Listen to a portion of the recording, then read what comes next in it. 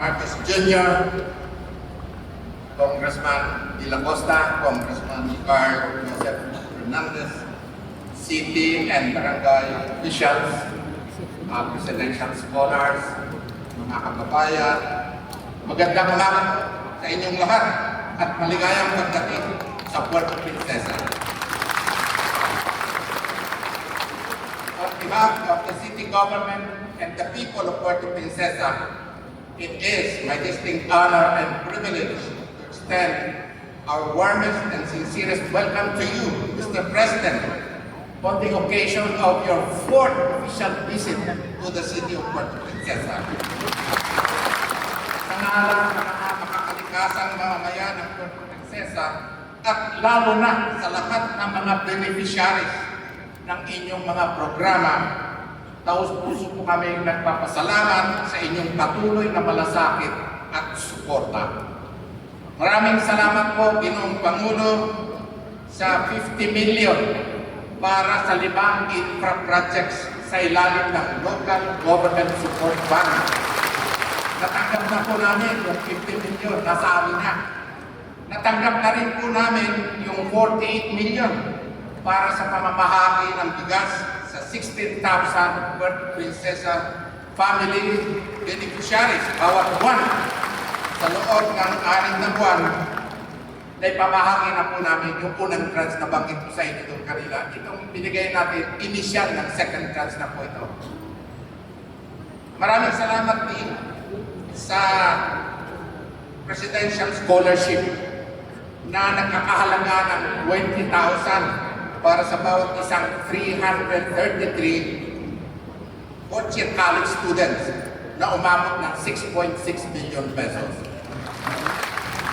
At siyempre, salamat din sa mga tents, plastic chairs, desktop computers, printers at iba pang kagamitan para sa mga barangays na umabot din ng 6.6 billion pesos.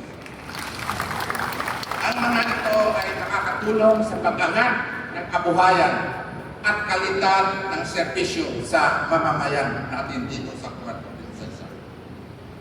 Ginoong Pangulo, malugod din po namin kayong inaanyayahan na makaisa sa Balayong Tree Planting and Nurturing Festival sa darating na Sabado, July 25. Ang Balayo ay kinikilala na Palawan Cherry Blossoms. Ito ay madalas na ihambing sa sakura ng Japan. Maasa po kami, Ginoong Pangulo, na sa Sabado o sa mga darating pang ibang panahon na magkaroon kayo ng pagkakataon mabisita ang Puerto Princesa Balayong People's Park, ang kauna-unahang urban forestry project sa ating bansa.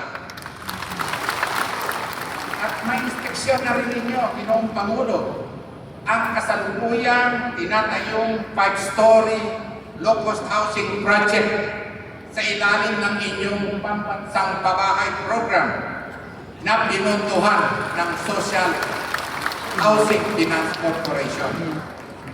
Ang housing project na ito ay itinatayo sa 22 hectares na tituladong lupa ng city government sa Barangay Irawan, mga 6 kilometers mula rito sa lugar na ito. 45 5-story buildings ang maitatayo dito at makakapagbigay ng tahanan sa 6,030 families ng Puerto Princesa. Maraming salamat sa inyong muling pagbisita sa lungsod ng Puerto Princesa at sa patuloy niyong pagmamalasakit sa mga kababayan namin. Naway, patuloy kayong pagkalooban ng Diyos ng kalusugan at lakas sa pamumuno sa ating bansa. Mabuhay po kayo, Ginoong Pangulo. Mabuhay ang lungsod ng Puerto Princesa. Mabuhay ang bansang Pilipinas.